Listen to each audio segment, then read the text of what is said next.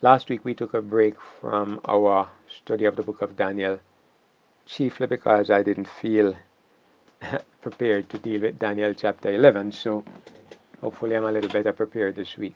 But just to remind us that we have been going through the book of Daniel, and what we have seen is that there are four prophetic visions in the book of Daniel, and that these four visions take us through the history of God's people from the time of Daniel right down to the very end of time. But these four visions overlap. All of these prophecies, they cover basically the same periods of time.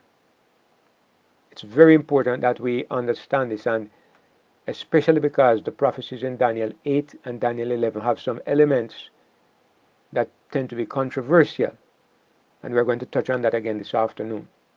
But these four prophecies are four, four perspectives on the work of God in establishing the everlasting kingdom of Christ. Daniel 2, the prophecy of the image, talks about the restoration of the physical, geographical kingdom, actually the real estate of the kingdom. Chapter 7 talks about the establishment of the government of the kingdom.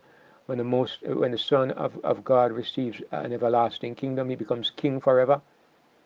Chapter 8 talks about the restoration of the worship of the kingdom.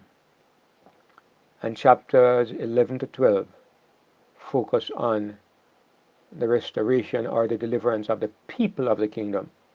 The four elements that make up the kingdom: the actual geographical space, the government, the worship or the religion, and four, the people.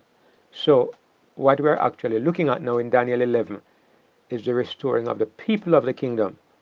And it's interesting, I also want to remind us of this, that the first vision, it focuses on elements of the earth: gold, silver, brass, iron, and dirt, because it's dealing with geographical, physical location.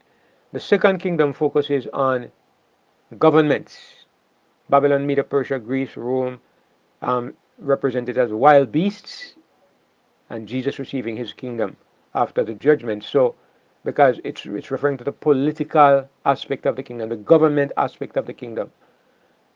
Chapter 8 focuses on animals, elements that have to do with the sanctuary. Sanctuary animals are a ram and a he goat and horns, because these are the animals and the elements that are usually associated with the religious services of the Jews. And then you have chapter 12, which does not use symbols. Chapters 11 and 12. It doesn't use symbols. It talks about people in real time, real people, real things happening. And yet I have to modify that a little bit. I have to modify that a little bit, because when we come down to some places in chapter 11 and even in chapter 12, we see the question coming up again: is this literal or is it symbolic? And you're going to see what I'm talking about. The question comes up, and we have the question: should we stick strictly to the principle that the fourth vision, the fourth prophecy, is strictly literal? It's not symbolic. Can we really stick to that element in the fourth prophecy? You'll see why I asked the question. All right? When we come to it, I'll point it out.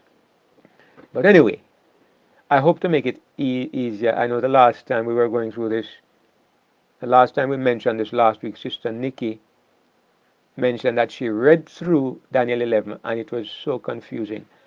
And I don't blame her for that, because I myself have been confused by Daniel 11 more than once. So, and I hope this evening is not one of those times. But I'm going to bring up the Bible, and as always, we'll use it as the basis for our study this afternoon. As soon as I get rid of this thing here, let's have some other window which is in the way. Um, okay, so Daniel. Here we go.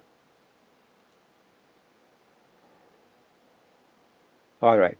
So I'm going to be using the panel on the right because I'm going to be putting some illustrations there that I want us to look at because of course the Daniel chapter 11 it focuses a lot on geography because it talks about battles between different nations and I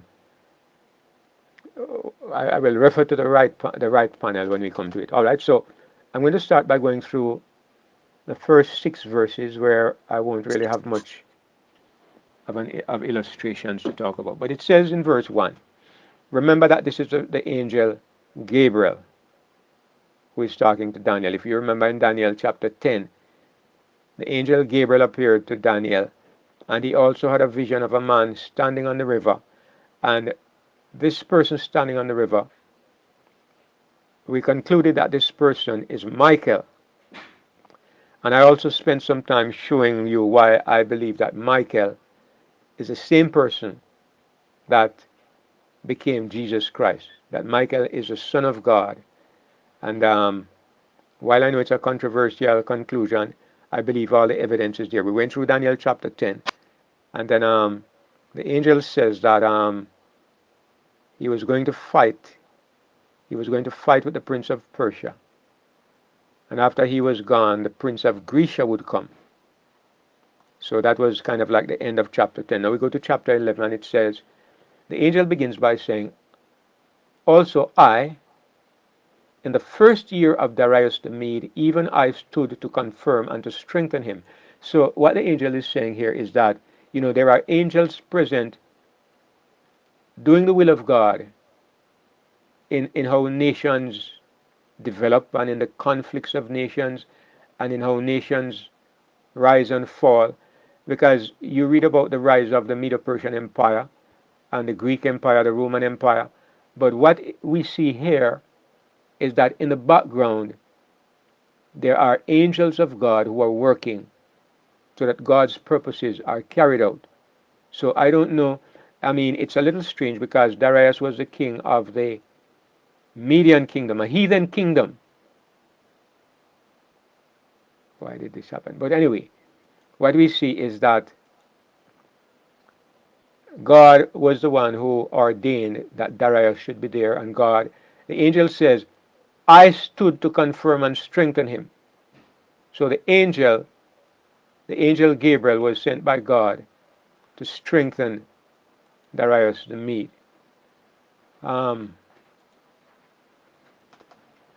In verse 2 he says, and now will I show thee the truth. Behold, there shall stand up yet 3 kings in Persia, and the 4th shall be richer, far richer than they all, and by his strength, through his riches, he shall stir up all against the realm of Grecia. All right, let me give you another. Let me bring up something else here. All right, so at the top here, if you can see my diagram on the right. At the top we have the ram in the left-hand corner, the ram representing Persia, and we are actually at verse 2. It says the 4th king of Grecia, that is, his name was Xerxes, and that is the one we are mentioning in verse 2 here. The 4th shall be far richer than they all. So that's King Xerxes, who was the Persian king. And by his strength, through his riches, he shall stir up all against the realm of Grecia. In verse 3, it says, and a mighty king shall stand up that shall rule with great dominion and do according to his will. That is the introduction now of the Greek kingdom. And as you can see from the chart on the right, this is Alexander the Great. He was the mighty king who stood up and ruled with great dominion and did according to his will. If you remember the vision of Daniel chapter 8, this person, Alexander the Great, was represented by the great horn. There was a great horn, a notable horn, in the forehead of the goat. And this was Alexander the Great. In verse 4 it says, and when he shall stand up, his kingdom shall be broken, and shall be divided towards the 4 winds of heaven. You all remember that very well, because what we saw is that when Alexander died, his kingdom was divided among his four generals, Cassander, Lysimachus, Ptolemy, and Seleucus. And it says, not for his posterity. Alexander's descendants did not inherit the kingdom, nor according to his dominion which he ruled, for his kingdom shall be plucked up even for others besides those. So his four generals divided up the kingdom among them. So Alexander's posterity actually inherited nothing. Let me go back to my other view. So this is basically a map of the world. But as we know, let me see if I can bring up some tools that will help me here. Alexander, as we know, biblical history, biblical history takes in basically this area of the world. That's basically the biblical world.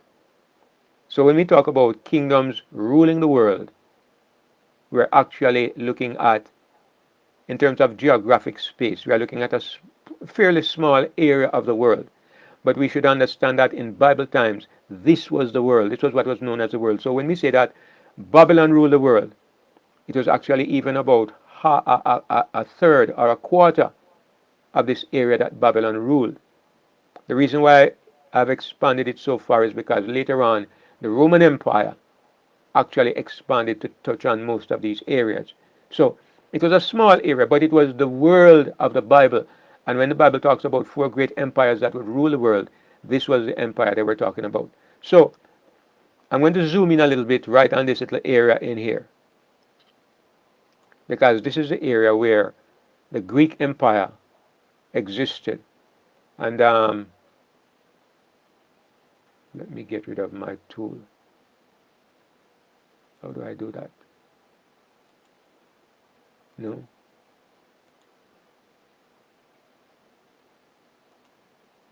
Right. This is the area that I've zoomed in, and now I need to get rid of those marks that I made. All right. So this is the area, and if you can see that this area right here,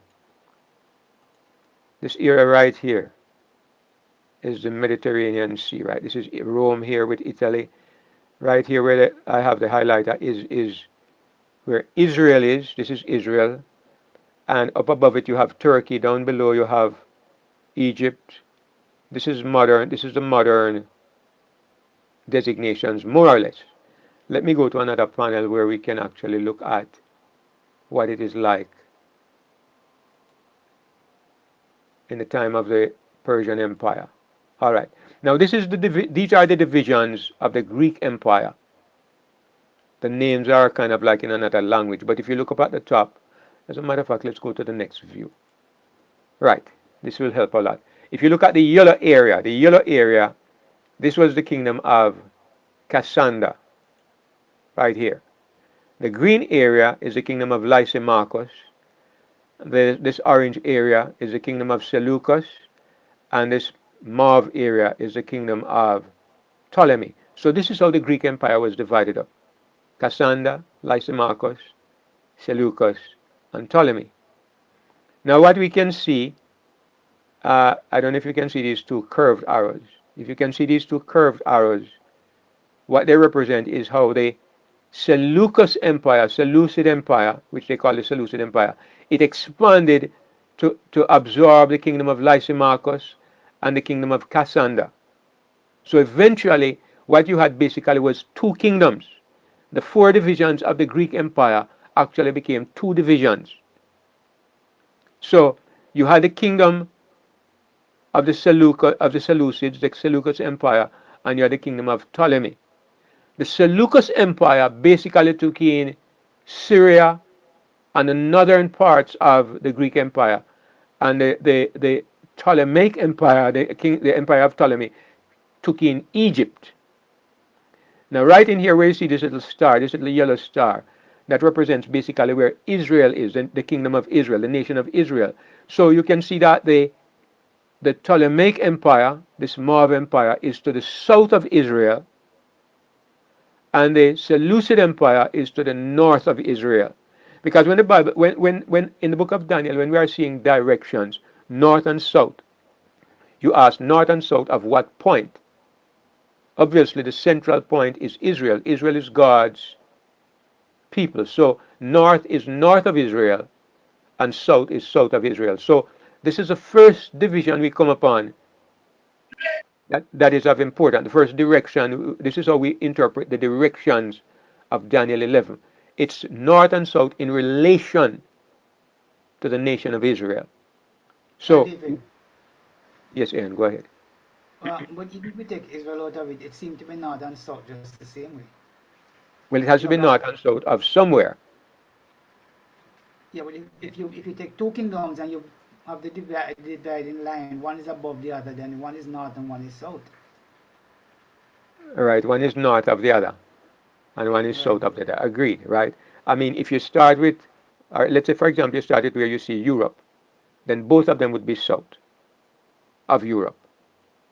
So that's why I make the point that you look at Israel as a dividing line. Where is the line that you start looking at, and yeah, but basically yes, one is north of the other one. So I agree with that. Um, okay, so let's go back to the Bible view and the other. I just wanted to make sure we have that in our minds. The idea of how we come by the designation of the King of the North and the King of the South. All right, so I have it highlighted here. Those words highlighted in black. In the left, I have south. On the north, on the other side, I have north. On the right, I have north. So from now on, as we go through this chart, you will know that the people that are mentioned in the light blue, these represent the kingdom of the south, and those in the pink, these represent the kingdom of the north. I also have a couple of symbols that I'd like to explain. Where you have these arrows, these red arrows, it represents one kingdom making war against the other kingdom. Whichever direction the arrow is pointed, that's the kingdom that goes to war against the other kingdom. All right? It's a little bit complicated, but it's not my fault. It's the fault of Daniel 11. Um, if I had the time, I would have put in pictures which are easier to follow. But it's a lot of work to do it. Maybe someday I'll do it. But at the moment, I hope the words and the little illustrations can help us to kind of follow what is going on. So,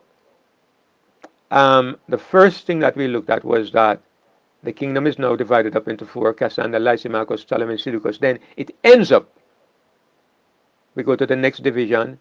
The green lines going right across, they represent major changes, right? So you come across this second green line and you come now to the place where you have two divisions, north and south, pink and light blue. So you have Ptolemy, the Ptolemaic Empire in Egypt, and you have the Seleucid Empire basically covering Syria, and they are to the north. All right, so let's go to verse 5 now. Back to the left panel. And the king of the south shall be strong, and one of his princes, and he shall be strong above him, and have dominion. His dominion shall be a great dominion. So, the king of the south at this point, if you can look at the second name, it's Ptolemy Philadelphus. He's the son of the first Ptolemy, but he's Ptolemy Philadelphus. That's the name they give him historically. He would be strong. He's one of the princes that would be strong. When it says, and he shall be strong above him, it is assumed that it is referring that he would be strong above the king of the south. And he shall have dominion. His dominion shall be a great dominion. So you have these two Greek generals. They are two Greek kingdoms, but as you can see, the north and the south, they don't get along too well. In verse 6 it says, in verse 6 something happens. They make a kind of alliance by marriage, which kings were fond of doing. And in the end of years they shall join themselves together. For the king's daughter of the south shall come to the king of the north to make an agreement. All right, let's look at that first of all. Now, the daughter of the king of the north, of the king of the south, was a woman named Berenice. See, I have it right here at the top in the middle. Her name is in red, and there's an orange arrow pointing to her because what happened? She was the daughter of Ptolemy Philadelphus, and he sent her to be married to Antiochus Theos, the king of the north. So they made an alliance because Berenice was married to Antiochus, and it was supposed to be a way of getting the two kingdoms to be at peace, but it didn't work out because the thing is, the king of the north, Antiochus Theos, he was already married. He was married to a woman named Laodice, and he had promised that her son would be the next king. But now he got a new wife, and when he had children with this new wife, the former wife saw that her son was in jeopardy. So what happened? She got Berenice poisoned. She had Berenice poisoned, and she also saw to it that her husband, Berenice's husband, the king, was also killed. She got him assassinated. So it didn't work out at all. And a lot of that happened back in those days. So if at any time what I'm saying is a little vague or not very clear, feel free to stop me because I know we're kind of doing a history lesson. And history wasn't really my favorite subject. Too many details that seemed irrelevant to me. But God saw fit to put this in the Bible. And I think the reason is because, I mean, the extreme detail, this was hundreds of years before these things happened. The extreme detail is remarkable because you can go back and look at this history and you can look at history itself. You can look at the prophecy and then you can compare it with history and you can see that everything fits perfectly. This helps us to have confidence in the prophecy. So anyway, what happened was that, as I said, Berenice was killed by the first wife, Laodice, and let's go back to the Bible. It says, "But she shall not retain the power of the arm." She didn't. She was killed. "Neither shall he stand nor his arm." Her husband didn't stand, and his strength didn't stand. "But she shall be given up." She was killed. And they that brought her, those that came with her from the south, they also were assassinated. "And he that begot her," well, it is said that the translation should be, "he that was begotten of her," not "he that begot her." He that was begotten of her was her infant son. He was killed as well. "And he that strengthened her in these times," that is her husband, they were all killed by the instigation of this woman, Laodice. The next thing that happens in verse 7 says, "But out of a branch of her roots shall one stand up in his estate, which shall come with an army, and shall enter into the fortress of the king of the north, and shall deal against them, and shall prevail." Now, as I said, or maybe I didn't say it, the person who became king after Berenice was assassinated and her husband was assassinated, the son of the first wife, whose name was Seleucus Callinicus, you can see him there in the second line. His name was Seleucus Callinicus. He was the son of Laodice. He became king. Now what happened is that the king of the south, which was Berenice's brother, remember Berenice was sent by her father to go and marry this man. Her brother was stirred up when she was assassinated, and he went and made war against Seleucus Callinicus. He went and made war against the king of the north. Hope everybody is following so far. I'm trying my best, but maybe. Doing well, you're doing well. All right, thank you. So it says in verse 7, he's the one who is out of a branch of her roots. That's her brother. And he comes with an army and he attacks the king of the north, and he enters into the fortress and he deals against them and he prevails. And verse 8 says, "And he shall carry captives into Egypt their gods with their princes and their precious vessels of silver and gold, and he shall continue more years than the king of the north. So the king of the south shall come into his kingdom and shall return into his own land." And then in verse 10, it skips back and forth from one to the other. so that you hardly can tell sometimes which one is being spoken about. And it says in verse 10, but his sons shall be stirred up, and shall assemble a multitude of great forces, and one shall certainly come and overflow and pass through. Then shall he return and be stirred up even to his fortress. Of course, the king of the south doesn't take it lying down. The son of Seleucus Callinicus, number 2, Laodicea's son. His son, named Antiochus Magnus, he goes and he attacks the southern kingdom. By this time, it was another king ruling there. It was the son of Berenice's brother. His name was Ptolemy Philopater. Quite a lot of Ptolemies over there because it was a popular name in the Egyptian kingdom, the southern kingdom. So Antiochus Magnus attacks Ptolemy Philopater. Back to the Bible.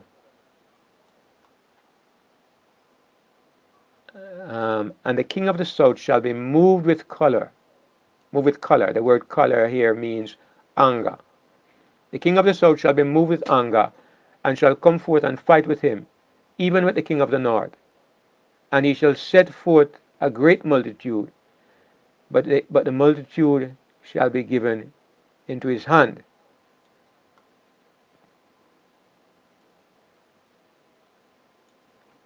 And when he hath taken away the multitude, his heart shall be lifted up, and he shall cast down many 10,000s, but he shall not be strengthened by it. Okay, so the king of the south comes, and if there's a black line that have a black right angle line from Ptolemy Philopater, and then you have an arrow going back to Antiochus Magnus. He comes back and he fights against Antiochus Magnus, and he comes forth with a great multitude, but he is defeated. And because it says, it's back and forth. It's a little confusing. But in verse 13 it says, for the king of the north shall return, shall set forth a multitude greater than the former, and shall certainly come after certain years with a great army and much riches. Now we come to the second attack from Antiochus Magnus, because he had attacked Ptolemy Philopater. Ptolemy Philopater attacked him in return, and then Ptolemy Philopater dies, and now his son becomes the next king. His name is Ptolemy Epiphanes, and he's 5 years old.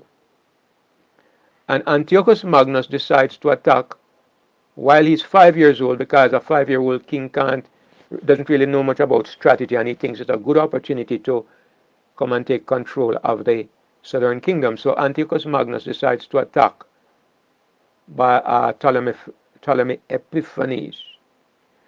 Now at this point, something interesting happens, because it says in verse 14, and in those times there shall many stand up against the king of the south, this little 5-year-old boy. It says, also the robbers of thy people shall exalt themselves to establish the vision, but they shall fall. So, who are these robbers of thy people? I'm really going by the commentary that I've found here. I don't know, as I said, my knowledge of history is not really the best, but the commentary is that these robbers of thy people, there's another phrase that the translation, it should read a different way. I don't remember the exact word, but the robbers of thy people at this point are the Romans. This is the first mention of the Romans in this passage, and they are referred to here. The King James Version refers to them as the robbers of thy people. Let me see if any other version will give me something a little better.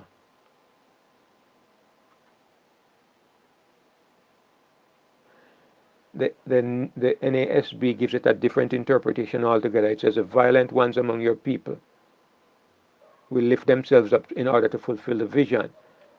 And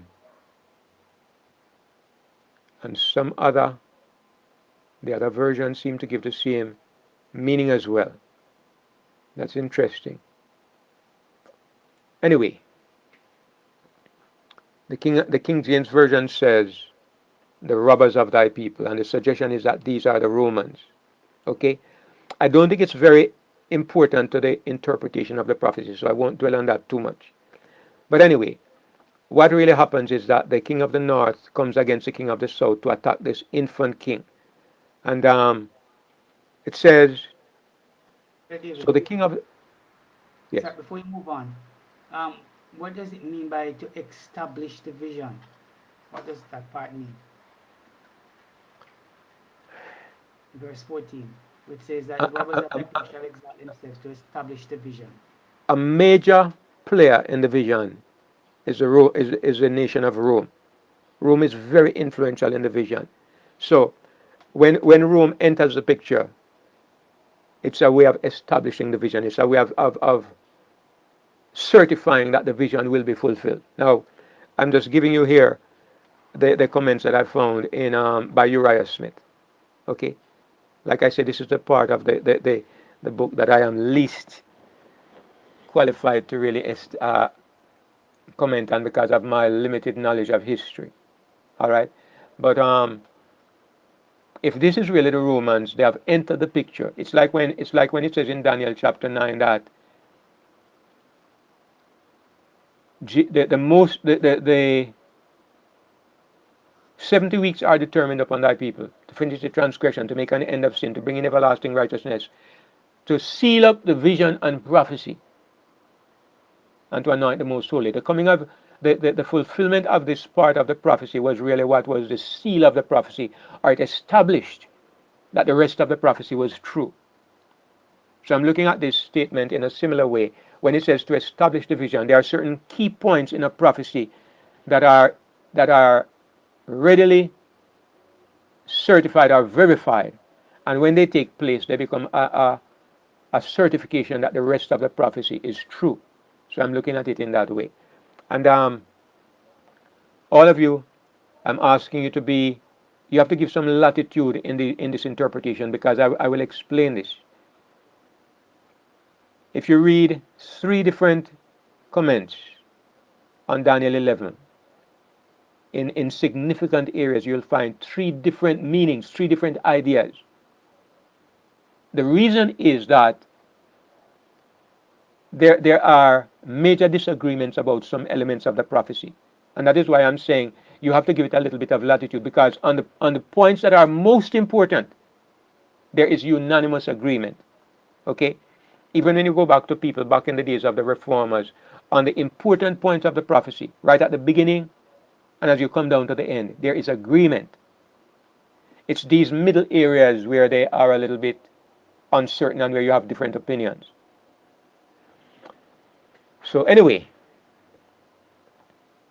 it says, so the king of the north shall come and cast up a mount and take the most fenced cities, and the arms of the south shall not withstand, neither his chosen people, neither shall there be any strength to withstand.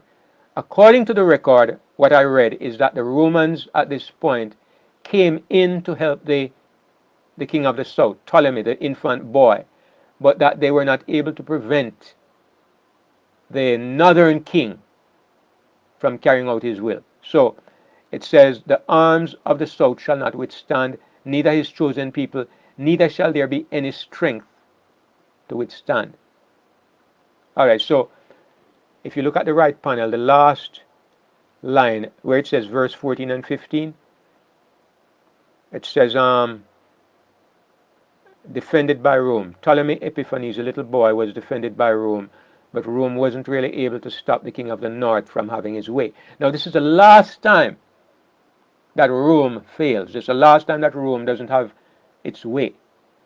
There's another green line right across the middle because from now on, Rome enters the picture. Okay? And this is why you really need help with this chapter because reading it, you might not be able to pick that up so easily because verse 16 says, but he that cometh against him shall do according to his will. At this point, we are told it is the Roman Empire that we are looking at. So Rome has now become a dominant power. The last time when Rome was defeated was when the king of the north came to defeat this infant king, and Rome was unable to stop the king of the north.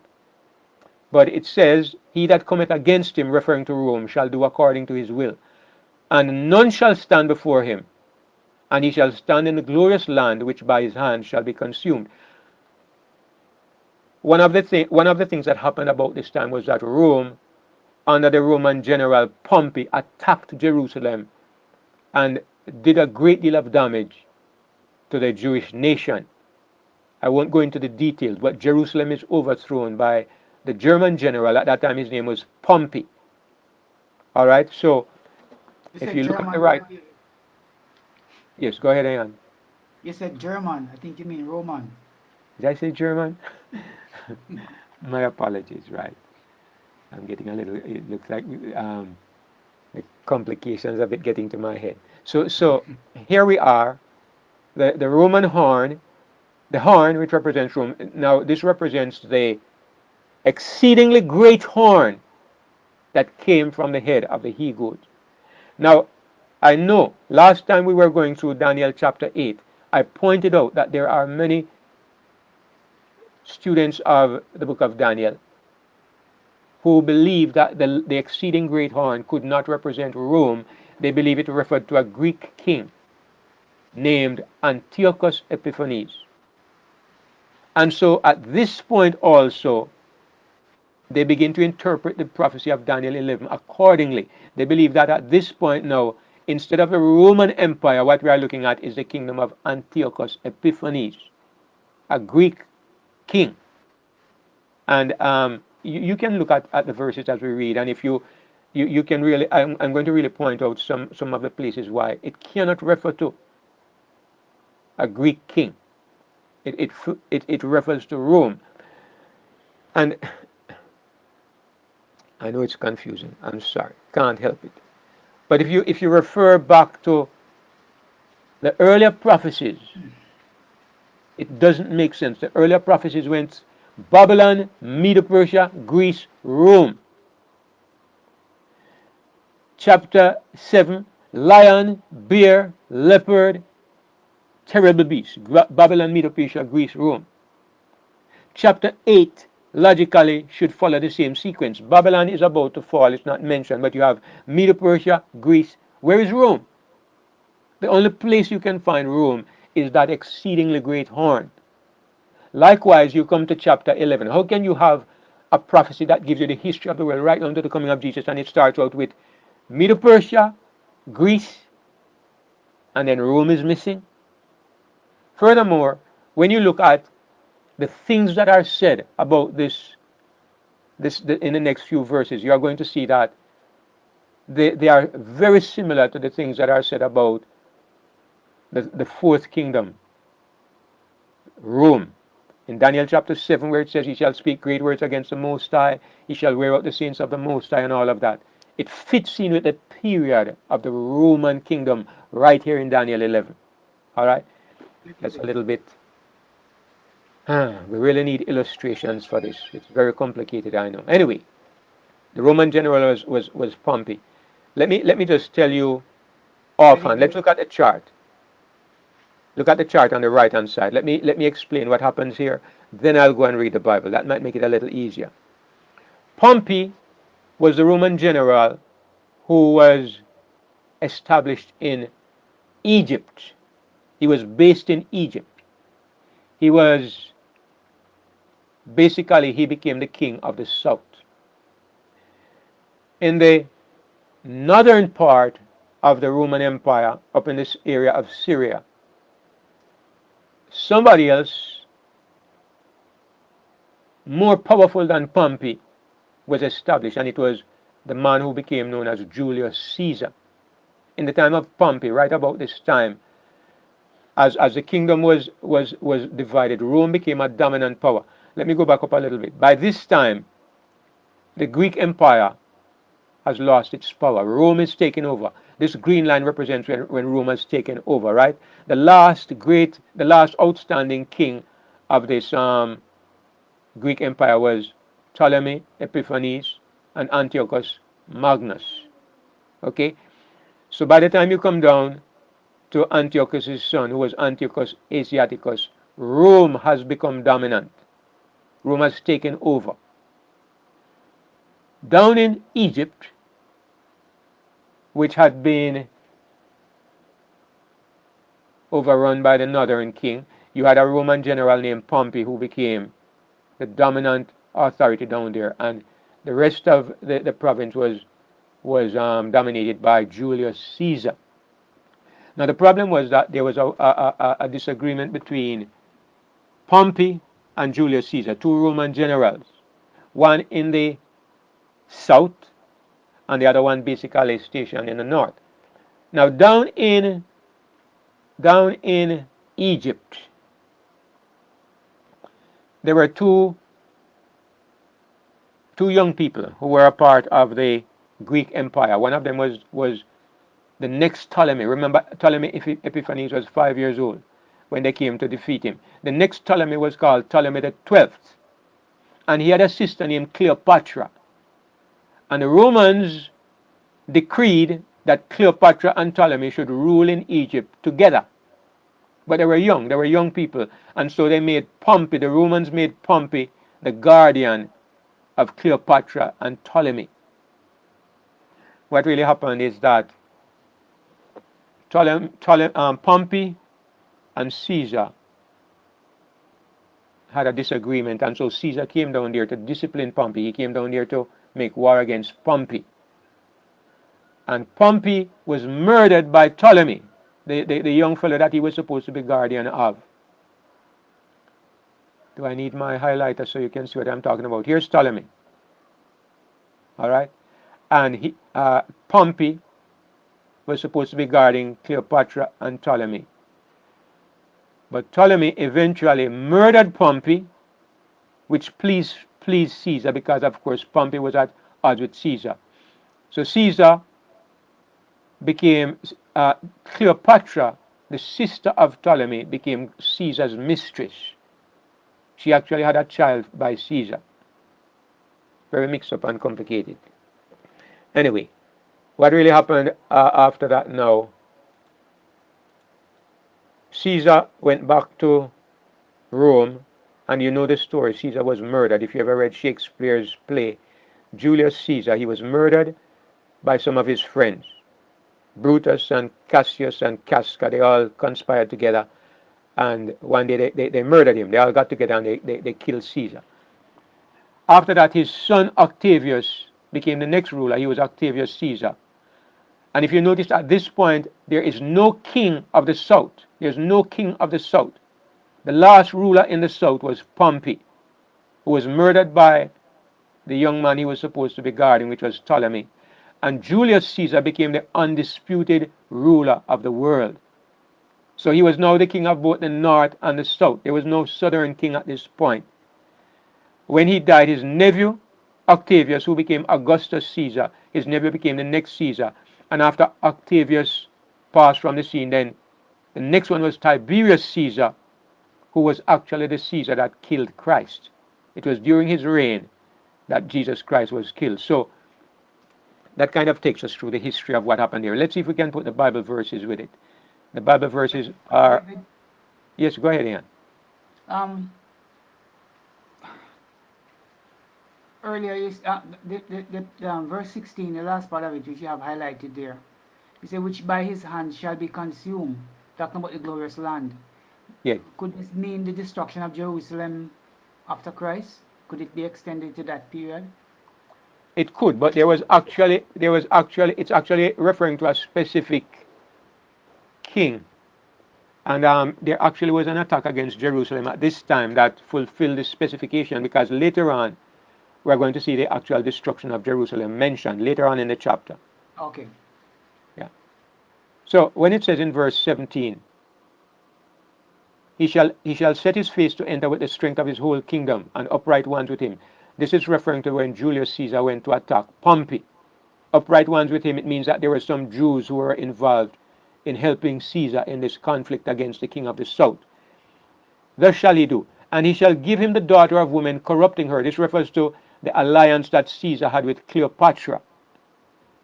But she shall not stand on his side, neither before him, in spite of the fact that Cleopatra had a child for Caesar. Later on, she actually turned around and fought against Caesar. We're going to come upon that shortly, right? Verse 18 says, after this he shall turn his face unto the isles and shall take many. This refers to the conquests of Julius Caesar. But a prince for his own behalf shall cause the reproach offered by him to cease. This is when he was murdered. Without his own reproach, he shall cause it to turn upon him. Then he shall turn his face toward the fort of his own land, but he shall stumble and fall, and shall not be found. This refers to the death of Caesar. As I said, he was killed by his friends. Verse 20 says, then shall stand up in his estate a raiser of taxes in the glory of the kingdom. Who is this?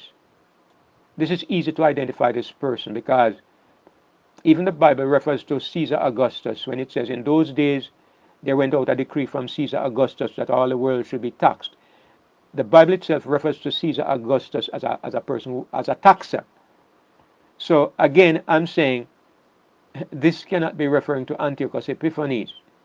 There's nowhere that this Antiochus Epiphanes could be declared to be a raiser of taxes. It says, but within a few days he shall be destroyed, neither in anger nor in battle. It is said that Augustus Caesar died peacefully. Octavius later became Augustus, who was a nephew of Julius Caesar. And then it says, but in his estate shall stand up a vile person, to whom they shall not give the honor of the kingdom, but he shall come in peaceably and obtain the kingdom by flatteries. This person is Tiberius Caesar. He was the one who followed Octavius, and he's the one, as I said, under whose reign Christ was killed. I won't go into the details, but it is said that Tiberius Caesar was a vile person. His stepfather refused to make him king. He was the son of Augustus's wife by another father. She was married before he actually married her. And he was such a vile person, and he did all kinds of debased things that Octavius refused to make him king. But later on, his mother came again and begged Octavius when he was on his deathbed, and he finally agreed to make him king. Anyway, it is said that his character was that of a debauch. It was low class. So he's referred to as a vile person here. And it says in the next verse, in verse 22, and with the arms of a flood shall they be overflown from before him, and shall be broken. Yea, also the prince of the covenant. There is a marker that makes it very clear we are talking about the Roman Empire. We're talking about the death of Jesus. This phrase, I'm going to show you this phrase, comes up about 3 times. And each time, those people who think that this refers to Antiochus Epiphanes, they say that this phrase, the Prince of the Covenant, is talking about the Jewish high priest, which is ridiculous in my opinion. The Jewish high priest was never called the Prince of the Covenant. And I'm going to show you. Let me change my view for just a little bit. Bear with me. I want to bring up 2 panels here of Daniel 11, and on the left side I want to bring up another. All right. I have on the left Daniel 8, and on the right I want Daniel 11. Look at Daniel 8, and I'm going to show you there are equivalent passages. It says in Daniel 8 and verse 11. And look at the verse we just read in Daniel 11. Let me give you the King James Version. It says,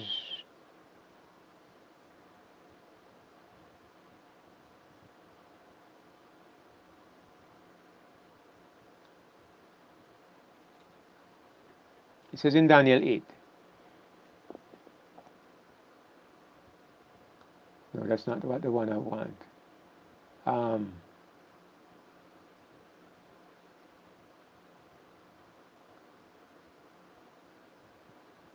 Yes, here's what it says. In Daniel 11 we just read, and with the arms of a flood shall they be overflown from before him, and shall be broken. Yea, also the Prince of the Covenant. Look at the equivalent verse in Daniel 8. He shall magnify himself in his heart, and by peace shall destroy many. He shall stand up also against the prince of princes. You know, the prince of princes, who is this?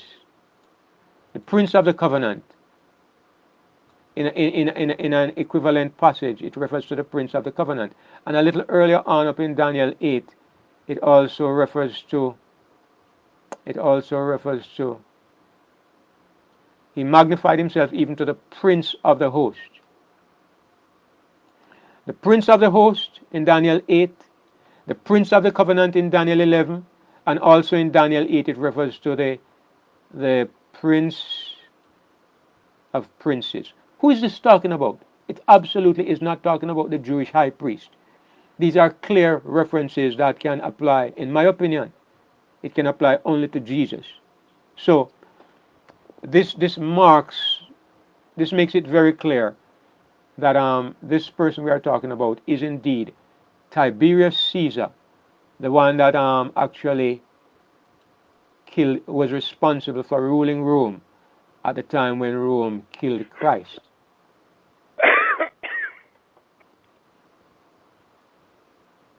All right, let's go back to.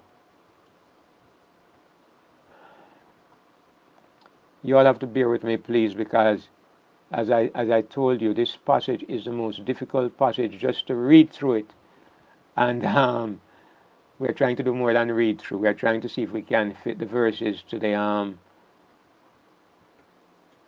to history. So it's a little tedious, but we're going to come to the really interesting part of it in just a few moments.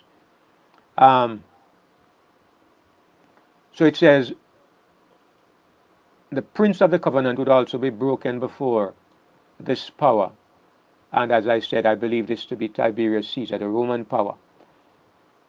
And now, the next thing it says, let me see what I have on my, if you go to my chart, the last thing I have at the top here is Tiberius killed Christ. Tiberius is the one who killed Christ. We move past Tiberius now, and where do we go? We go to another green line, which means that we enter into another description of prophecy. It's kind of like, okay, let's move on to part 3 now. Okay, I've tried to put in these divisions because we need to keep a picture in our mind of the different sections as we go through. I promise I'm going to try to simplify this one day and give it to us that it becomes very easy to understand. But for the time being, let's struggle through together. It says, after the league made with him, he shall work deceitfully, for he shall come up and become strong with a small people. What are we talking about, and who are we talking about? Let's go back up on our chart a little bit. Let's go back up. Way up in verse 14. Way up in verse 14, where it says that the robbers of the people would establish themselves to would let's go to verse 14. Let's read it in let's go back to verse 14. It says, also the robbers of thy people shall exalt themselves to establish the vision, but they shall fall. At this time, when the Romans came to defend the 5-year-old king, this is where they exalted themselves to establish the vision. And it is said that at this time the Romans made a league with the Jews. Right? They made some kind of league with the Jews. The details missed my mind. I'd have to go back and look at it. But the statement now in verse 23, where it says, after the league made with him, it goes back now to the beginning of the Romans coming into power. After the league made with him, he shall work deceitfully, for he shall come up and shall become strong with a small people. It's talking now about the rise of the Roman Empire. It's going to take you back a little bit, and it's going to go back to where the Roman Empire begins to rise. If you look at my chart, I have labeled it backtracking to verse 14, the background to Roman history. Now it takes us forward now to where we are at in the prophecy, and it says, it goes through a few verses 23 and 24. He shall enter peaceably even upon the fattest places of the province.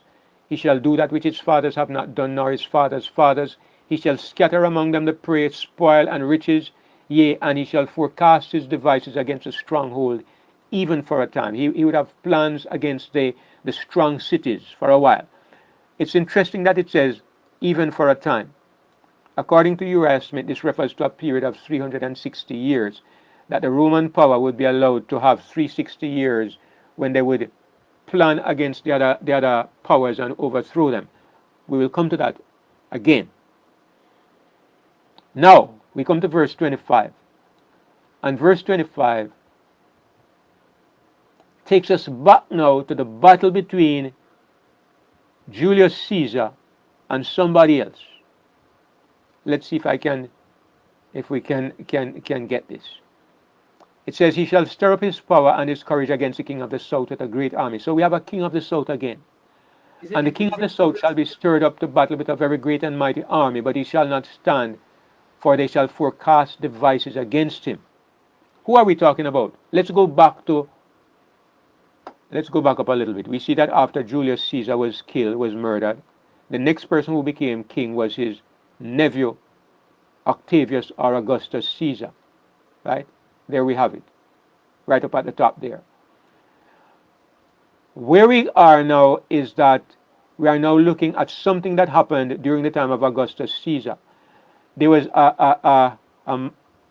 after Julius Caesar died, there were three people that came together to avenge the death of Julius Caesar. One of them was his nephew, Octavius, who became Augustus. The other one was a man named Mark Antony, and the other one was a man named Lepidus. The three of them came together, and they defeated the enemies who had murdered Caesar. So they formed what you call a triumvirate, three of them ruling Rome. But Lepidus soon lost his power, and it was left to these two, Mark Antony and Augustus Caesar. Mark Antony was sent, he took charge of Egypt, the southern part of the empire. Augustus Caesar took part of the northern part of the empire. Mark Antony fell in love with Cleopatra, the same Cleopatra. At this time, remember that she had not stood by Julius Caesar, but Caesar had a child with her. Mark Antony goes down there and he falls in love with Cleopatra. Apparently she was a very beautiful woman. So Mark Antony, he begins to offend the Roman people. When he goes out to fight a war, instead of going back to Rome to celebrate his triumph, he begins to celebrate down in Egypt. And he's so infatuated with Cleopatra, he actually almost turns Egypt into a second kingdom. And he offends the Romans, and so, as you would expect, conflict breaks out between him and Augustus Caesar. And so Caesar goes to attack him, which I've indicated by this red arrow pointing in that way. Now, they seem to be friends, but the friendship is fake. It doesn't stand. So Caesar comes to attack Mark Antony. And Mark Antony and Cleopatra, they assemble a great fleet of ships, magnificent fleet, twice the size of the fleet of Augustus Caesar. But when they go to actually fight the battle, Cleopatra actually goes to war in her ship, and when she sees the battle taking place, she turns around and she begins to flee. And Mark Antony is so infatuated with Cleopatra, he turns around and he starts to follow her. And of course, you can't do that in a battle. His soldiers are demoralized. Some of them go over to Augustus Caesar. They are so disgusted with what he's doing. And he loses the battle. He kills himself. He commits suicide. And Cleopatra actually commits suicide also. She gets a poisonous snake to bite herself. And so she dies. Both of them are killed, and Augustus wins the battle. So let's go back to the Bible on the left-hand side. It says, yea, they that feed of the portion of his meat shall destroy him, and his army shall overflow, and many shall fall down slain, referring to what happened to Antony's army. It says, and both these kings' hearts shall be to do mischief, and they shall speak lies at one table, but it shall not prosper. Okay, so they were trying to make peace, these two kings, but it didn't work out. They became enemies. Yet the end shall be at the time appointed. Then shall he return into his land, that's Octavius or Augustus Caesar, with great riches, and his heart shall be against the holy covenant, and he shall do exploits and return to his own land. It actually on his after attacking Egypt and Mark Antony, Caesar goes back to Egypt, goes back to Rome. Then he goes and he launches an excursion against the Jews also, and he defeats them before he returns to his own land. Now, at this point we come to another phase. If you notice now, I have another green line across here, and you will understand why this passage is so difficult, because you have some major changes at different points, and there are some little clues in the text that tell you, but you can't quite know what to make of it unless you are familiar with history. So I have to admit, I'm dependent on other people's version of history, because it takes a great deal of study of history to really pick up and know exactly what is happening. You have to be familiar with the conflicts and the battles of history. So at this point, you're kind of at the mercy of how people interpret history and their knowledge of history. And I admit that I'm in that place. But so far, what we have seen, I think, is fairly accurate history. Okay? So verse 29 says, this is another major turning point. At the time appointed, what do we mean by the time appointed? Remember earlier on in verse 24, when he talks about Rome, it says, he shall forecast his devices against the strongholds, even for a time. So that refers to a time, and a time in prophetic time is 360 years. And this suggests that Rome would be allowed to continue to defeat other nations and so on for 360 years from the time that they made a league with the Jews. They made a league with the Jews. And from that time they would continue for 360 years to dominate and override the world. So we come now to verse 29, and it says, at the appointed time, which means we are looking now at 360 years later from the time that he made the league with the Jews. At the time appointed, he shall return and come toward the south, but it shall not be as the former or as the latter. This last phrase here suggests that some change has taken place. The last time the Roman king came towards the south, he was a conqueror. The first time he came and the last time he came, he was as a conqueror. But it suggests that now some change takes place in the Roman Empire. Some change takes place. It says in verse 13, for the ships of Chittim shall come against him. Therefore he shall be grieved and return and have indignation against the holy covenant. So shall he do. He shall even return and have intelligence with them that forsake the holy covenant. What are we talking about? The best interpretation we can find for this passage is that at this time we see the nature of Rome is changing. This is where the Roman Empire is losing its power, and the papacy is beginning to emerge as a major power in the Roman Empire. The little horn is coming into power, in other words. What does it mean when it says the ships of Chittim shall come against him? This phrase here, the ships of Chittim, has always been a little controversial. Nobody knows exactly what it means, or it's very, people discuss it, but most commentators believe it refers to the nations of the Mediterranean Sea, like Crete, the nation of the Crete and some of those other small islands. At this time, the people from that part of the world and also from north of Rome were beginning to invade Rome. What was referred to as the barbarian tribes. They were beginning to invade Rome and to destroy the power of the Roman Empire. It's believed that the Bible, God just gives us one phrase here to cover all of that. The ships of Chittim shall come against Rome. So it refers to the time 360 years after the league that Rome made with the Jews. 360 years later, the Roman Empire begins to fall apart. And a part of what is happening is that the barbarian tribes are invading Rome. So it says, at this point now, he has indignation against the Holy Covenant, because at this point, the identity of the King of the North is changing from a purely political empire, and this false religious entity, the little horn of Daniel 7, is rising to power. And one of the characteristics of this little horn is that he has intelligence with those that forsake the Holy Covenant.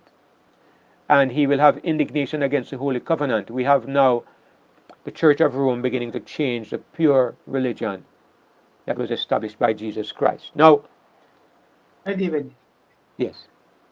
Um, it says that for the ships of Chittim shall come against him. Therefore, in other words, for this reason he shall grieve and return and have indignation against the Holy Covenant. What happened to those nations, the Christians and so forth, that caused him to turn against the Holy Covenant?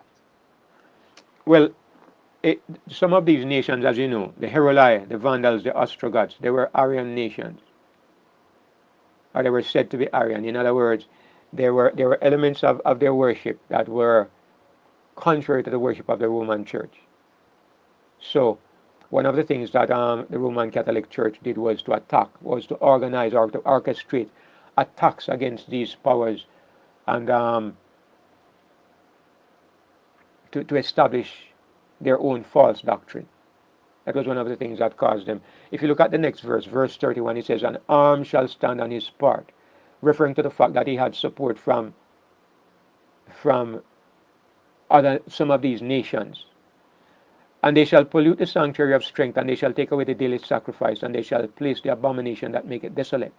If you remember when we were doing chapter 8, when we came to this point, we emphasized the fact that what happened here, what we can understand here, is that we are talking about the spiritual sanctuary and the spiritual daily, the work of Jesus Christ, where the work of Jesus, or the place of Jesus as the mediator between God and his people, was eroded by the papacy, where they set up a counterfeit ministry of Jesus Christ, a counterfeit ministry of the Pope and of the Roman priests. Now, what I want to point out here is that in the book of Daniel, we can see here that there are 3 places where the abomination of desolation is set up. 3 places.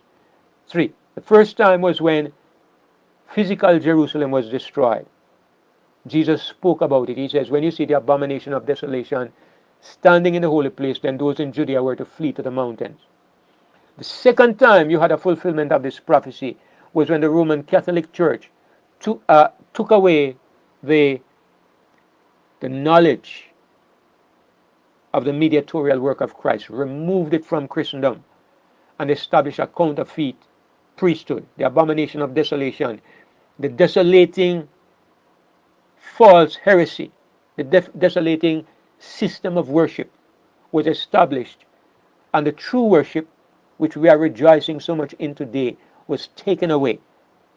And what was left was a desolate, empty system of religion. And the third time the abomination of desolation is to be set up is in these last days. And we have different ideas as to what is to happen, but something is to take place within the Christian body that is to be a sign, an incontrovertible sign, that all of God's people who still remain within the religious bodies are to get out, or to be partakers of her sins. So it goes on, and as it goes on, you can see that it really is focusing on the papacy. "Such as do wickedly against the covenant shall he corrupt by flatteries, but the people that do know their God shall be strong and do exploits." This is referring to Amen. the deeds of God's people during these dark ages. "And they that understand among the people shall instruct many, yet they shall fall by the sword, by flame, by captivity, and by spoil many days." Very clearly now, we're talking about the dark ages and the work of the Roman Church, or the power of Rome, instigated by the Catholic Church. "Now when they shall fall, they shall be holpen with a little help, but many shall cleave to them with flatteries. And some of them of understanding shall fall to try them and to purge and to make them white, even to the time of the end, because it is yet for a time appointed. Now, let's go to the chart on the right. We basically have looked at this already. The papacy gains the ascendancy in verse 30 because the ships of Chittim come against the king of the north and the nature changes. It's not as the former or as the latter. Rome is pillaged by the barbarians. The papacy usurps Christ, takes away the daily, sets up the abomination of desolation. Believers are corrupted, but some are faithful. There's great persecution. And then we come down to verse 36 and 39, which is, let's read verses 36 to 39 because I'm challenged with some of the things said here. I'm going to admit to everybody in the room, verse 36 and 39, there are elements here that I don't have a clear explanation for. But let me read it anyway. It says, and the king shall do according to his will. Is this the Pope? All right, let's assume that it is a Pope, or it's a papacy. And he shall exalt himself and magnify himself above every God. Still applies to the papacy. And shall speak marvelous things against the God of gods. Still papacy. And shall prosper till the indignation be accomplished. For that is determined shall be done. Still could apply to the papacy, very much. But now, neither shall he regard the God of his fathers. Who is that? Nor the desire of women. Well, that can apply to the Catholic priests. Nor regard any God. Is this really true of the papacy? Because at least they do honor the Trinity. And they do claim to believe in God. This statement here does not quite fit. But then maybe it's qualified because it says, for he shall magnify himself above all. Now I have an the next verses 38 and 39, is where it gets a little strange. But in his estate shall he honor the God of forces.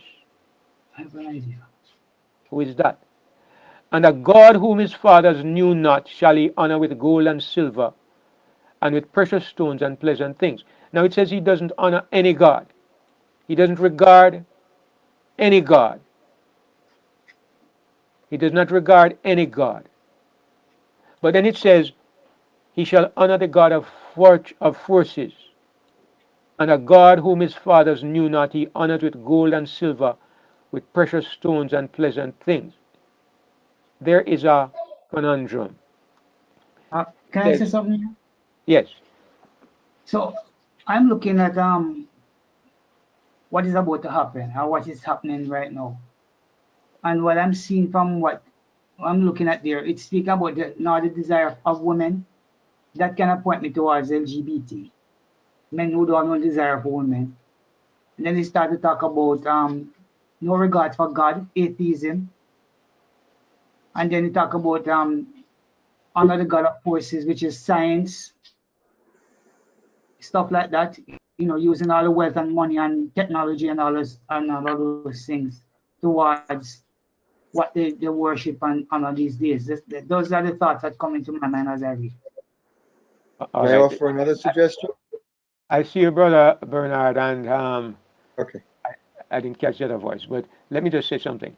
This is why I'm highlighting it. So thank you for those thoughts, Ian, because really I want to see, is there room for another interpretation, because it is set in the minds of most people that this is referring to the papacy. But some of the elements here, what I'd like us to consider is there something else that can fit? Because here's one of the things that I'm going to say before anybody else speaks.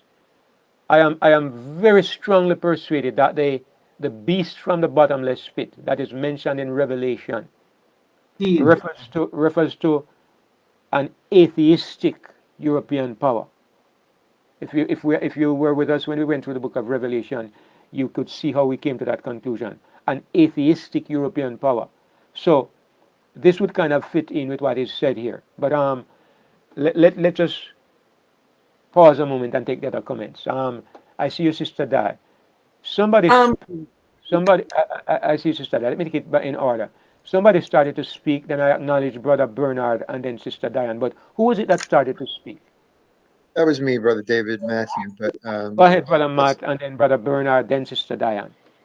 well, that's okay. I'm not in a rush to say, but while I'm on, I might as well. So I just was saying that maybe I like your interpretation. I thought also that this just meant that their gods, neither shall they regard the gods of their fathers, which were pagan gods. Um, which I don't know if this makes sense. They probably still worship pagan gods, nor the desire of women, but they were all. I mean, even then they were homosexual. Uh, in Greece, in Rome, that was prevalent in that society. Um, Nor regard any god, for he shall magnify himself above all, but he shall honor the God of forces. You know, um, I guess it's speculation, but yeah, We're I like the we're more. all speculating, brother. We're all speculating, Brother Matt. So your speculation is as good as any. All right. That's okay. I don't really have much to contribute. I'm just listening. It's great. Thank you. Thanks, Brother Matt. Go ahead, Brother Bernard. Yeah, I've heard it said that the papacy don't really worship God. On the face of it, that they worship God for the masses, but behind the scenes, the real rulers know that they worship Satan, or the God of forces. I've heard it said, yeah, by the likes of Walter Weiss. Um, Let me express a quick opinion just before your sister die. They, I have an opinion, which is that the things that are said in the prophecies, they are not going to be things that are so obscure that you have to do some deep delving. One of the problems I have with some of the kind of interpretation that you just mentioned, Brother Walter White has that interpretation, is that this seems to be knowledge that is only a few people are party to. You know, even though the prophecies are written in a way that they are very difficult to understand except to those who are directed by the Spirit, but the things that are said, they are not going to be so hidden that you have to do some great delving to discover it. And does the Pope worship some secret God in some secret ceremony? Walter White seems to say so. Who else has heard of this? I mean, this kind of information that is in the prophecy, it can't be some private knowledge that a person has. It ought to be something, it can be hidden, but it's before your face. It's before your face. It has to be obvious because the prophecy is there to be interpreted, not by one person, but by all of God's people.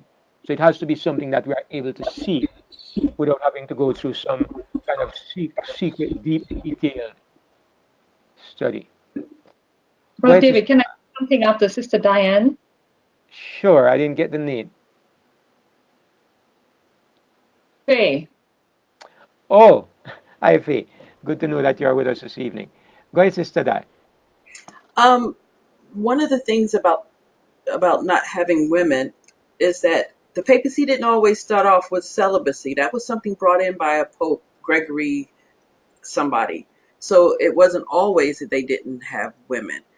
And another thing about verse 38 about atheism, France is around this time, and it was atheistic. It didn't worship the God it worshiped was reason, which was nobody had done anything like that before. So could that have had any connection?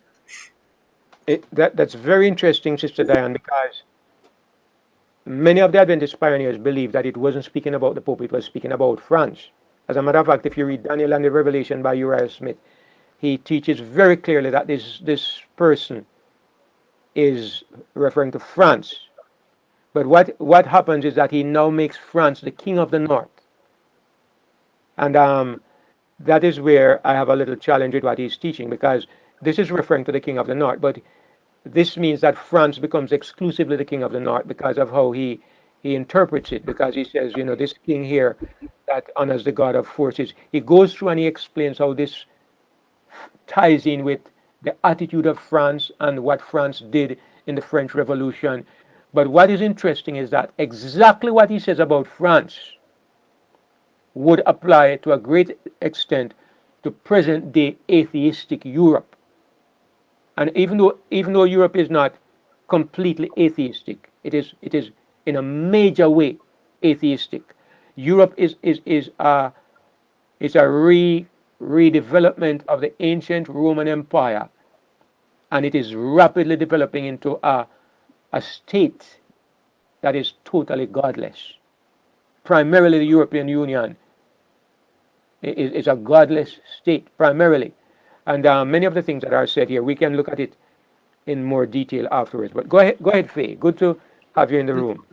On the Well, comment. basically, I was gonna say what Diane and you said, because I was kind of leaning to the pioneers, where this is Turkey, but there is a little upturn that's gonna come. I mean, that is France. Sorry, there's gonna be an upturn where France is kind of displaced and Turkey come in. So I agree with Diane when he talks about the goddess of reason, and all of that stuff. So I'm kind of leaning more to what the pioneers said. Okay, all right. David, I just want to comment and follow up with what I said earlier. When I read Revelation chapter 17 and I look at the characteristics and the description given to the eighth king that shall follow, how that king comes out of the bottomless pit. It seemed more fitting to me here. I mean, what France has done is probably just a precursor or just a taste of what was to come. It seemed to me like the fulfillment of it, because France, like you said, if you make this be France, then you're going to step out of line with the powers that be. It's not the papacy anymore. And when does the papacy comes in? Because the Bible doesn't show of the papacy coming in and then goes out and somebody comes in and then the papacy comes back in again. And that's what you would have to do. You'd have to carve out a little piece of it and put France in there and then come back to the papacy. Or you would have to end the papacy, bring it to France, and then France, the eighth beast, or the beast on the bottom of the pit. I don't know. I don't see how that fits. But to me, this description, all of what is described there seem to be in the language of the Bible, describing what we are experiencing or what is on the coming right now. Yes. That's my David, David, Brad, do you- the beast of the bottomless pit is being worshipped right now in the Vatican in their basement, which is the devil himself, because we understand that this atheistic power, it is Beelzebub himself, but the Vatican, is they worship the beast of the bottomless pit in their dungeon. They do sacrifices and all things like that. So something to think about. They're connected with the bottomless pit as well. Okay. Um, there are. I asked us to look at it and critically, because there are striking elements in this description that, as Brother Ian emphasized, I believe would be fulfilled by present day Europe. I mean, if you look at when it says he will honor the God of forces, basically the God of the civilized world is evolution. Basically, the God of the civilized world is evolution. You cannot enter any university in Europe or America, well, unless it's a religious university, and maybe even in the religious universities. The God that is given credit for creating the world and creating you and me is evolution. And if you think that that is an exaggeration, think about it again. The God that is given credit for what we are and where we are is the God of evolution, the God of forces, the God of the forces of nature. Nature is given credit. And an atheist will say he doesn't worship any God, but they actually think that their grandfather was a mollusk and their grandmother was a bowl of chemical soup. They worship the God of evolution. And this to me is like a perfect description of the God of forces, honored with gold, silver, precious stones, pleasant things. All the resources of the world are given to defend and to build upon the principle that there is no God and that everything created itself by this process of evolution. And that has become, this is the basis for the widespread growth of the gay movement and the transsexual movement and the transgender movement. It's the idea that there's no God. It's the idea that male and female is irrelevant because we are all products of chance. So I can see in this description elements that would fit with what is happening in the world today, right at the end of time, right as we come up to the end of time. And it would still fit the prophecy because Europe, the European part of the world, is the area of the beast. America is included in the second beast, which takes up the principles of that first beast. But Europe is the first beast, and this is the beast that is to re-emerge from the bottomless pit, and no longer as a religio, a pseudo religio religious power, but as a purely godless beast from the bottomless pit. Anyway, it says in verse 40. Now this is where we come upon a little, a very interesting. What we decide about this person that worships this strange God is interesting, because in verse 40 it reintroduces something. Now it says, "And at the time of the end shall the king of the south push at him." Now I'm going to pause here, and maybe I'm even going to stop here, because this requires a lot of consideration, and I don't want to rush through it when all of us are tired, including myself. But remember, the last time we saw the king of the south, the last time was way back in the days of Mark Antony and Augustus Caesar. The last time there was a king of the south was when Rome had two rulers, one of them, Mark Antony, ruling in Egypt, and Augustus Caesar ruling in the rest of Rome, primarily up in the northern part, up in Syria and the rest of that area. When Mark Antony was defeated, ever after that, what you had was the king of the north. Rome was the king of the north, and it took us across hundreds of years till Rome was pillaged by barbarians. The nature of Rome changed, and it was more or less the 10 nations with the papacy at the head of it. And then now suddenly at the time of the end, the king of the south comes back into the picture.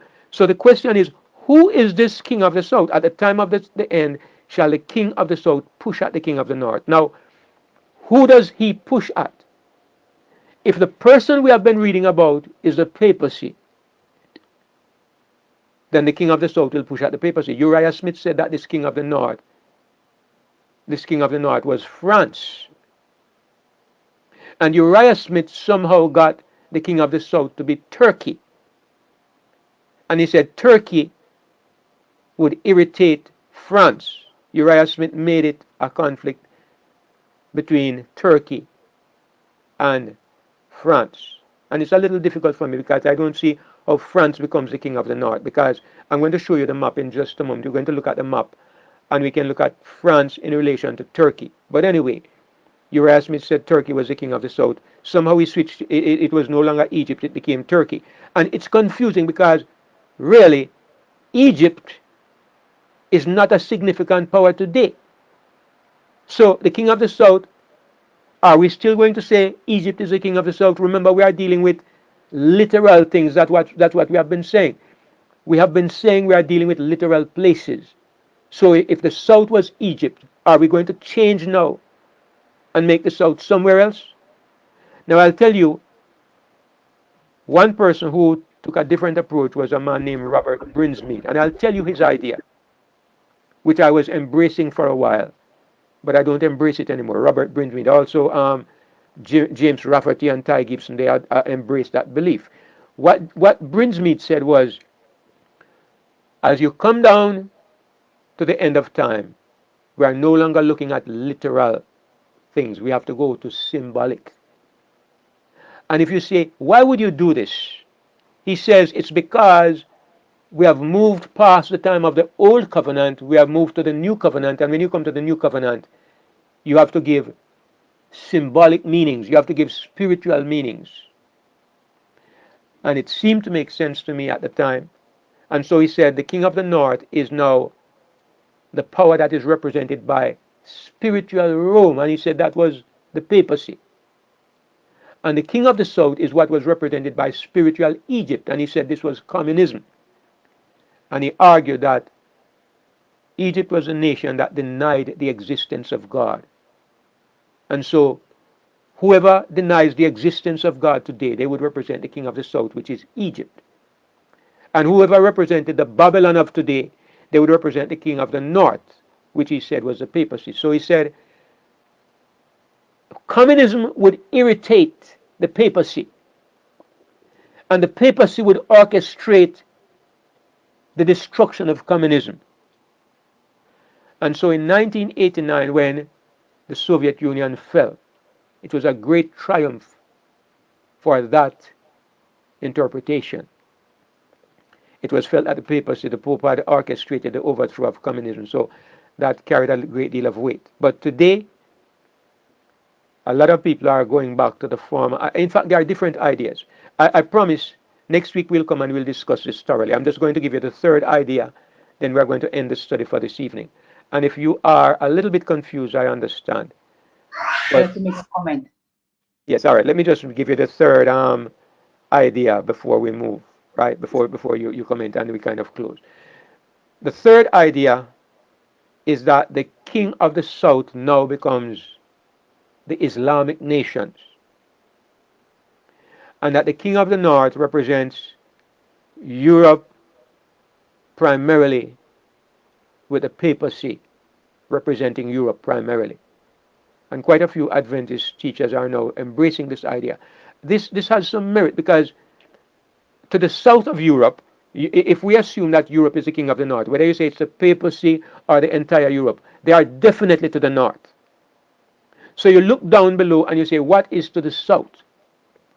When you go south, you see Africa. And a little to the southeast, you see the Islamic nations of Iraq and Iran and Syria. They are definitely to the south of Europe, and they are primarily Islamic nations.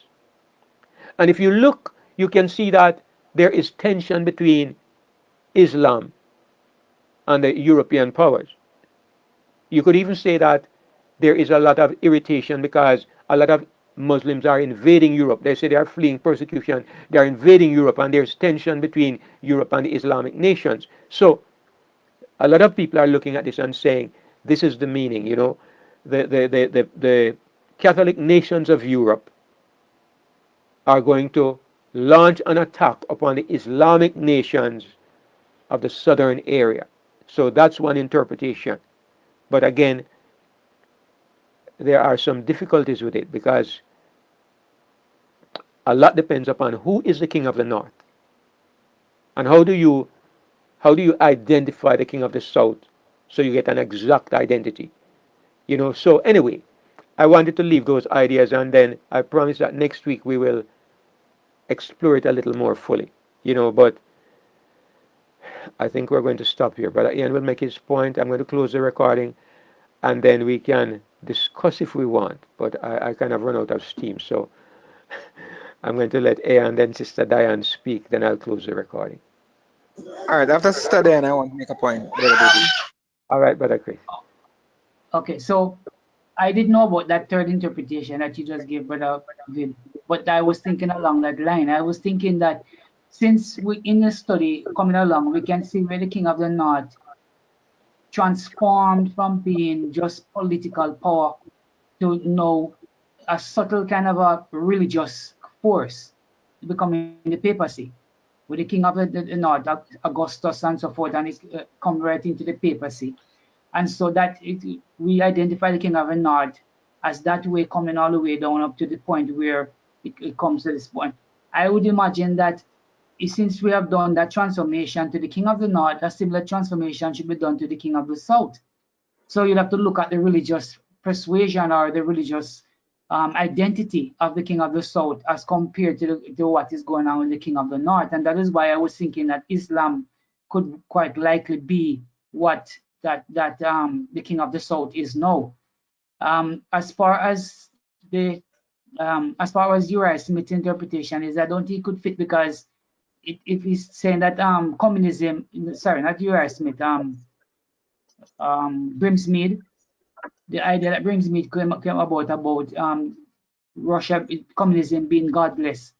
It would be conflicting because it also says in 37 about the king of the north being not regarding any god either.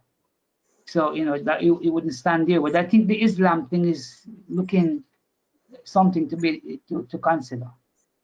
All right. Thanks, Ian. Go ahead, Sister Di. Um, what was I gonna say? I don't know about that one interpretation about things changing spiritual. I don't understand how you can just start spiritualizing something because this chapter is so literal to history. You know, as we're coming down, it's different than all the other chapters. It's specifically lining up with history, saying this is what happened, and then you just don't boom automatically go spiritual on us and start spiritualizing when it's so straightforward, giving you a historical count. So that I don't know, but I know that either Uriah Smith or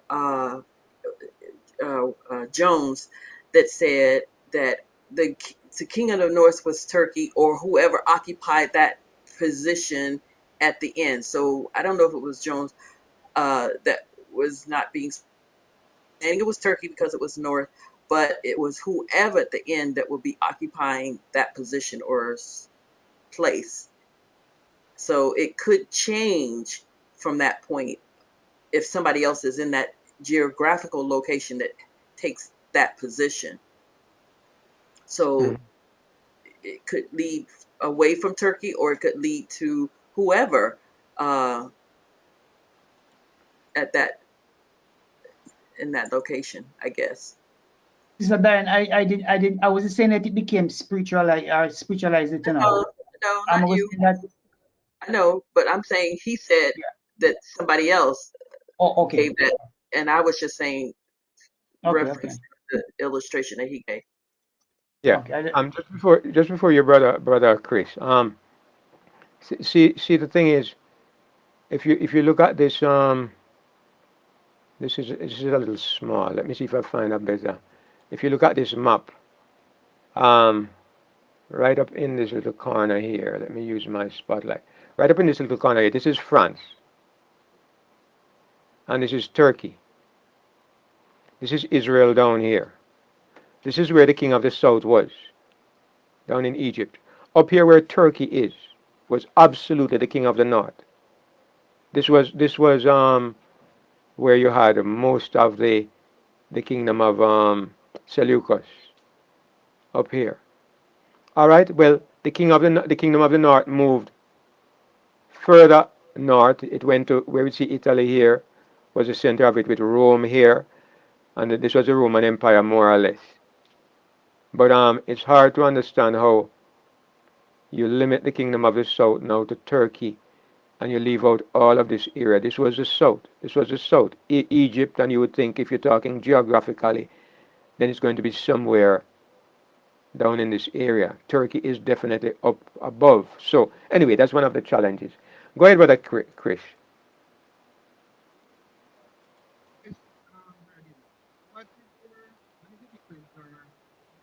You're very, very low. Something is wrong with your audio. Oh, all my story now.